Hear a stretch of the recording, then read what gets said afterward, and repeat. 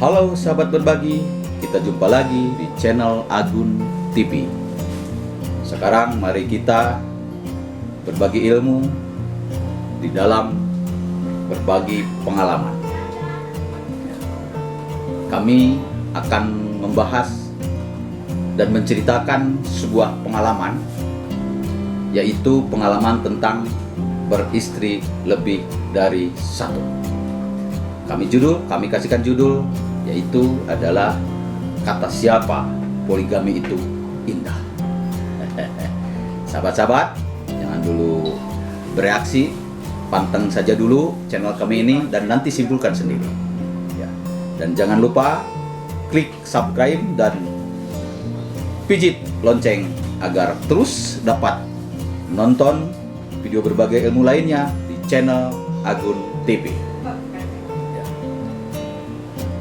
Sahabat-sahabat dan pemirsa semuanya, kami coba akan menyampaikan, akan mengutarakan sebuah ketentuan umum. Ada ketentuan umum segala ya. Jadi persis seperti undang-undang ya.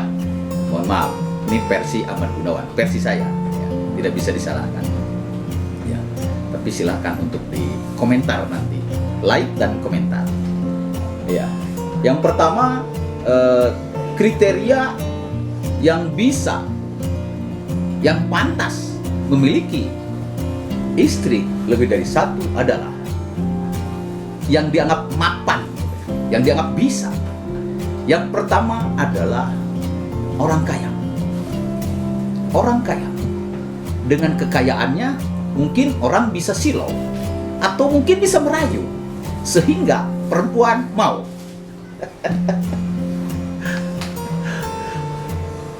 Yang kedua, pejabat. Jadi dengan pangkatnya ini mungkin orang juga silau. Yang namanya pejabat pastilah atau tidak menutup kemungkinan bahwa pejabat itu adalah beruang, bukan beruang, maaf. Beruang, banyak duit. Itu juga bisa meluluhkan ya, perempuan mungkin, tapi mohon maaf ya, karena ada juga perempuan yang tidak luluh dengan uang dan tidak luluh dengan jabatan. Ada, kami tidak mengeneralisasikan, tapi ini pengalaman ya, pengalaman yang kita amati. Yang ketiga ya adalah ulama. Ya. Ulama itu paham aturan, ngerti aturan, dan menurut agama kita, agama Islam, boleh, ya, tidak dilarang beristri lebih dari satu, 2, 3, 4, asal mampu berlaku adil. Kalau tak mampu berlaku adil, kembali pada satu. Itu Pak Ulama, Pak Ustadz nanti yang bisa lebih jelaskan tentang itu. Ya. Jadi yang layak memiliki istri lebih dari satu adalah yang pertama pejabat, 2 orang kaya, 3 ulama, dan yang terakhir ini mengerikan, sahabat-sahabat, yang keempat. Jadi ketika ditanya pejabat bukan, orang kaya bukan, ulama bukan, tapi masih ingin memiliki istri lebih dari satu, siapakah dia? Nomor 4 ini adalah jawabannya adalah orang gila. Orang gila tapi diikuti, bukan berarti gila itu. Orang nekat maksudnya, maaf, orang nekat. Itulah pemirsa. Silakan Pak kriteria. Tinggal kita bertanya kepada diri sendiri, apakah kita ini, golongan manakah kita ini? Ya. Silakan saja, bebas saja. Agama tidak melarang. Negara tidak melarang, asal sesuai aturan. Ya, sesuai aturan, ada syarat-syarat di situ. Ya, atas izin istri dan sebagainya. Sekarang aturan di catatan sipil aja, kolomnya ada 4. Jadi istri ke-1, ke-2, dan ke-3, dan ke-4 itu ada kolomnya seperti itu. Itu aturan seperti itu. Jadi artinya tidak dibatasi asal syaratnya dipenuhi.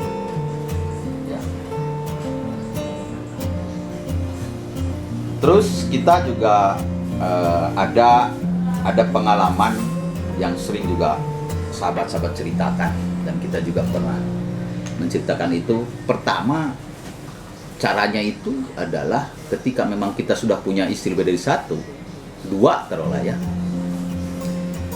itu kita harus banyak cara, kiat bagaimana menyenangkan kedua-duanya. Akhirnya di situ kita ada cara yang bohong. Ada cara yang bohong. So, biasanya kalau sudah sekali bohong, ada bohong berikutnya. Jadi orang bilang, ya, modalnya adalah bohong. Itu bisa terjadi, ya, bisa terjadi. Jadi modalnya bohong. Tapi di luar itu juga modalnya juga jujur. Ada saatnya kita berbicara bohong, ada saatnya kita berbicara jujur. Tergantung kita menerapkan seperti apa. Ya.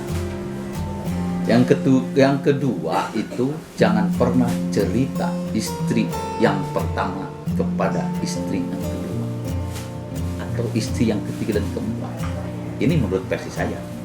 Dan juga jangan pernah cerita istri yang lain di depan istri yang sedang kita datangi atau kita ketemu di rumahnya. Yang ketiga adalah atur jadwal nginap seperti apa, ya.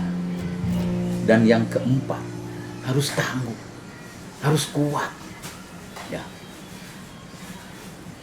Karakter kemampuan laki-laki itu tidak sama. Ada yang terlahir dari fisik yang kuat, kasarnya hiper, ada yang tidak. Kalau kita mau punya istri lebih dari satu, kita harus punya kelebihan, harus punya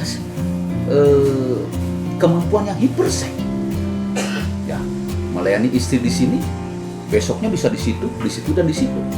Tapi kalau tidak mampu, kalau memang bahannya rendah, memang tabiatnya tidak hiper, sekali melakukan di sini 2-3 hari, 4 hari, 5 hari, 1 minggu nggak mampu lagi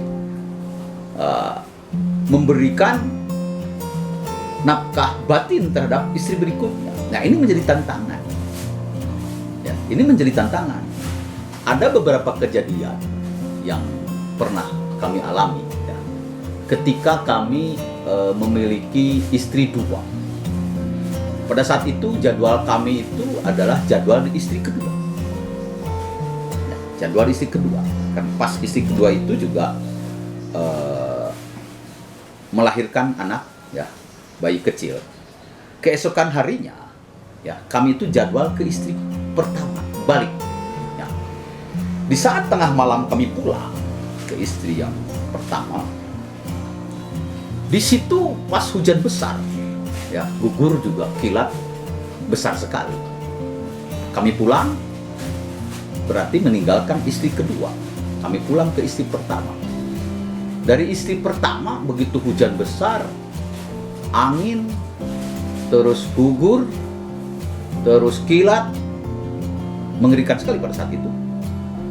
Saya nggak tega melihat istri kedua sedang melahirkan, habis melahirkan masih bayi dan sendirian nggak ada orang. Saya berpikir di situ, nggak tega, rasa kemanusiaannya nggak tega. Akhirnya secara diam-diam kami ingin mengecek. Kami pulang kembali ke istri yang kedua. Kami lihat dari balik pintu atau dari balik apa ini namanya, hordeng itu apa, hordeng itu, dari balik gurding kita lihat. Dan saya nggak berani masuk ke dalam, karena kalau masuk ke dalam seolah saya harus balik lagi ke situ, sementara jadwal kami ada di atas.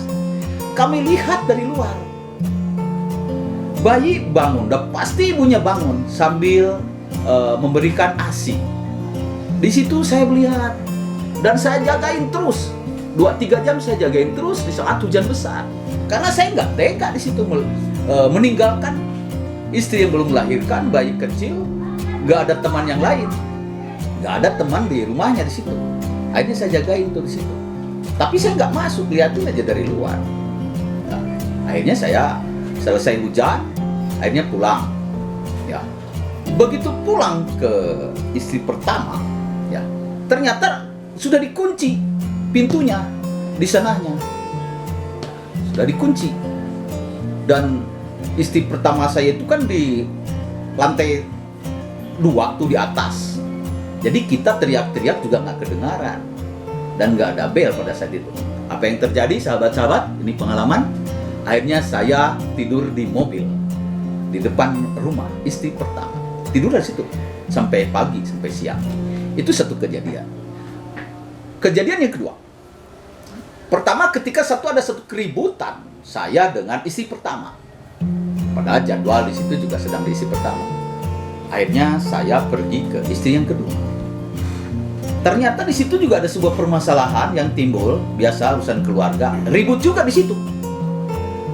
Nah, di dalam suasana seperti itu, istri pertama juga lagi ribut, istri kedua jadi ribut. Disitulah mental dan batin kita harus kuat. Sampai pada saat itu saya melemparkan handphone waktu itu, handphone satu merek, sampai handphone itu dilempar, ya, terus setelah dilempar jatuh, sedikit pecah.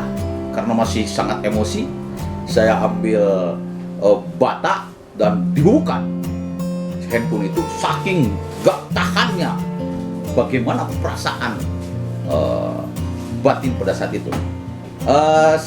Berselang beberapa menit sadar dan bertahan kuat, fisik, batin, mental kuat. Akhirnya saya menangis di situ dan handphone itu saya kumpulkan satu-satu dari serpihan-serpihan itu, saya kumpulkan di plastik dan saya simpan itu. Dan alhamdulillah pada saat itu saya memang kuat pada saat itu. Ya. Jadi berbicara bahagianya, pastilah ada saat-saat bahagia. Di situ sedang bahagia. Yang pertama, yang kedua juga sedang bahagia. Pas lagi ada uang juga bisa berbagi. Pas kita juga lagi sehat, tubuh fisik juga bisa melaksanakan kewajiban lahir batin. Nah, peserta silakan simpulkan. Ya, peserta sendiri simpulkan. Ya, ini dari pengalaman kami seperti itu. Dan kami tidak akan pernah mempengaruhi apa-apa. Dan kami tidak akan mau melanggar sebuah aturan, sebuah keputusan. Karena semuanya sudah ada aturan-aturan. Undang-Undang Perkawinan nomor 1 tahun 74. Dan masalah nikah lebih dari satu juga di dalam agama Islam juga dibolehkan dengan syarat-syarat tertentu. Pemirsa, apa yang terjadi di akhir-akhir cerita itu? Ya, saya punya istri 2 itu hanya bertahan 3-4 tahun pada saat itu. Ya. Dan saya sekarang sudah 13 tahun saya memiliki istri 1. Terlepas sahabat-sahabat simpulkan bahwa saya adalah gagal memiliki istri 2, apalagi harus ketiga. Yang jelas hari ini istri saya tinggal 1. Mudah-mudahan tidak minta cerai juga. Wassalam.